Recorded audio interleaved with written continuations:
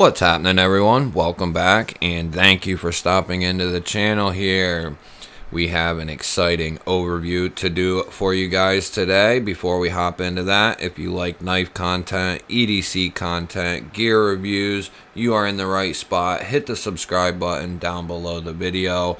Make sure you are subscribed and that you ring the little bell. We have a giveaway coming up. We do live streams every Saturday and Monday. I would love for all of you to join. Before you head out, give the video a thumbs up and leave a comment down below. Anything your little heart desires is welcome down there. It helps the video get circulated, helps the channel grow. I greatly appreciate it when you do. Now we will hop into this overview. This is one of my favorite knives, period. This is the Tucson TS-195, and I haven't handled every single Tucson knife made, but I would have to say this is my favorite looking one, and I would venture a guess that this is probably my favorite one overall. There are some that are almost as attractive as this one as far as aesthetics and materials, but this one kind of takes the cake for me. We'll go ahead and jump right into some materials here. So we have a stone-washed M390 Wharncliffe blade. Yes, M390. You have this Wharncliffe blade, but it's very, very unique. And you have this little thumb ramp here, and then it divots down. And then you have what looks like almost a straight shot all the way to the tip, right? Well, actually, that angles slightly before it gets to the tip. And what that does is it aids that tip in some extra strength. You're getting a little bit more meat, so to speak, behind the tip. And I have one here that doesn't do that. Let me see. Is it right here? Yes. So, for instance, this Wharncliffe, this is the Reich P865. See how that one just comes straight down to the tip? Now, it is going to be more pokey than this one because of it coming straight down, but that tip is going to be much more fragile than the tip on the Tucson here. So I just wanted to point that out. That is a huge characteristic of this knife, giving it that extra strength there. And the reason I bring that up is because this is a work knife channel, an EDC knife channel, a use your knife channel, and that's how I look at all these things. So if your plan is to get a nice looking knife in premium materials and use it, that's what I like to go over. And if you plan on buying this knife here and using it, you aren't going to have any trouble. You're not going to have to be as worried about the edge or the tip. It's very, very well thought out and very well done. Just absolutely. And I didn't really, most Wharncliffes, not a modified Wharncliffe, just a straight Wharncliffe blade, typically has that straight shot, straight to the tip, and that's just how they're done. And there's nothing wrong with that. Like you have on the right there, and like you have with this Trevisa. It's coming straight down into that tip. It makes it very pokey. It makes it good for draw cuts and getting, stabbing into a bag or whatever, whatever it might be. But where you're limited is it would be very, very easy to break off the very edge of that tip. It wouldn't be hard at all, actually. You could, if I smacked this the wrong way, it would break off of there, no problem. This one, on the other hand, is going to be able to take a lot more abuse. And that's something I really appreciate about this knife. Now, we'll go into the deployment methods. You have this beautiful nice deep fuller. You have the front flipper here that has some pretty good jimping. It's not the best front flipper jimping, but it works pretty well, especially the design. It works pretty good. And then you have a rear flipper tab on top of the fuller and the front flipper. Kind of gives you nimble vibes, kind of gives you gripper vibes. Knives like that have multiple deployments, and they all work extremely well. You can thumb flick this guy out. You can reverse flick him out pretty much anywhere on that fuller. Front flipper works great. Rear flipper works great. You have a nice big pivot, and it looks good too. I really like the look of this knife. You have nice milled titanium handles. The milling pattern is pretty much perfect. It's very well finished. Everything is rounded very nicely. They even run it here on the lock bar. Just very clean looking, very beautiful. This is a frame lock. You have a nice 3D milled titanium clip. Pretty deep carry, not ultra deep carry, but pretty deep. And my favorite thing about this knife is that it's an integral, and it's not because of the integral part that I like it so much. Basically what this means to me is it's like a full length backspacer.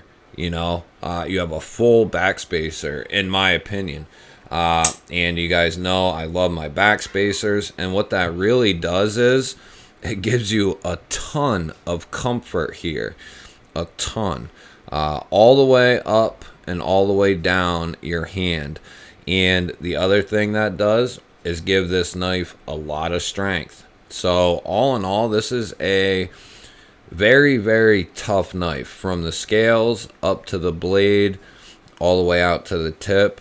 You have a pretty well-made knife that's going to hold up through a lot of carry, a lot of use. You're not going to have any trouble with this knife and it holding up. Tucson, in my opinion, just knocked this out of the park. So well done. The only issue I had, which is, you know, mechanical things with moving parts, they're bound to come loose or, you know, what have you. I did have to Loctite the pivot, but, you know, that is not anything to do with the knife, really. I just wanted to make a note of that. That's the only thing that I've had to do with this knife. The only quote-unquote issue I've had with this knife, and it's not even an issue. That's just something I had to do to make it, you know, continue functioning. But other than that, this knife has been great since the day I unboxed it. I absolutely love this knife. We'll go ahead and jump into some comparisons. Here is the Hogue Deca and Magna Cut, the version 2. It is very close in size. I would say that the TS-195 is just slightly bigger. Here you have the Civivi Sakoki or Sakoke. Very, very close in size right there. And here is the Sencut Kyril. This one's pretty popular. That one is a little bit smaller than the 195. Here is the Vosteed Nightshade. Pretty similar in size. I would say they're very, very close, almost identical. And then here is the Max Ace Black Mirror. A touch smaller on both ends, but not by much. And then one last one. Here is the Luft Avant, and The Avant has a little more blade to it, but about the same handle. So if you have any of those, you'll know about this, what size this knife is. I'll go ahead and give you a nice measurement here of this guy. So you're going to get 3 inches of cutting edge. Total edge or total blade length is 3 1/4. All the way down here to the very tip, you're looking at, I would say like 7 5/8 for total. So it's a right in that wheelhouse kind of size. Between 7.5 and 8 is a lot of people's wheelhouses. I don't mind them bigger though, you know, up to 8.5 or whatnot. But this one is coming in at 4.5. We'll double check it since I moved it around. 4.5, 4.55, somewhere around in there. So it's not heavy.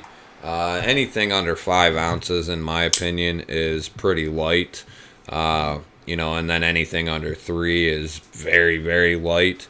We'll go ahead and give this boy a little cut test here to see how the edge came. And I can tell you guys, I've used this also. This thing from factory came razor sharp. Now I don't have a ton of Tucson's, but the couple that I've bought in and tested out, they have all came with a great edge. Even like I have one that was in D2, that thing came screaming sharp. So you're gonna be getting, that's one thing about Tucson, is you're gonna be getting good craftsmanship, you're gonna be getting good quality, you're going to be getting good materials. For the most part, they do have a ton, and I mean a ton, of knives. So they might have a few stinkers mixed in with the 300 or 400 knives they have out. But I would say the majority of them are going to be very, very good. And then they have some excellent knives like this. And then I'm sure they have some that might not be that great, but I don't know of any off the top of my head, especially. I pretty much said everything I need to say about this knife. The ergos are phenomenal. Really, you're in one main grip here. You can do the old index. Right from that flipper tab is where I would pretty much put my middle finger. And, you can get some good cutting in that way, but the ergos are great. It's comfortable. You don't need to be afraid of squeezing this. You will not have any issues. I don't feel the clip at all. It's nice and flat. And it's got a fairly wide profile. And that all helps with the comfort. The aesthetics, they are phenomenal. It looks amazing. The materials, all great choices. M390 milled titanium with a titanium clip. This is a titanium integral. The action is great. This one is still getting broke in after being Loctited. But it's getting there. It needs some, it does need a little help, but I have no fear that it will break in and be just fine. The cutting performance so far has been phenomenal. Very, very well done from Tucson. And this is so far my all-time favorite Tucson. As far as handling them and looks, this is the one that takes the cake, in my opinion. That'll wrap it up, guys, for the overview. The Tucson TS195 Integral. If you stuck out through the whole video, thank you guys. I love you guys. I appreciate all of you guys who watch and watch till the end. Hit the thumbs up button. Leave a comment down below. And if you're still here and you're not subscribed, hit that subscribe button down below the video. Otherwise, guys, I will catch you guys on the next one.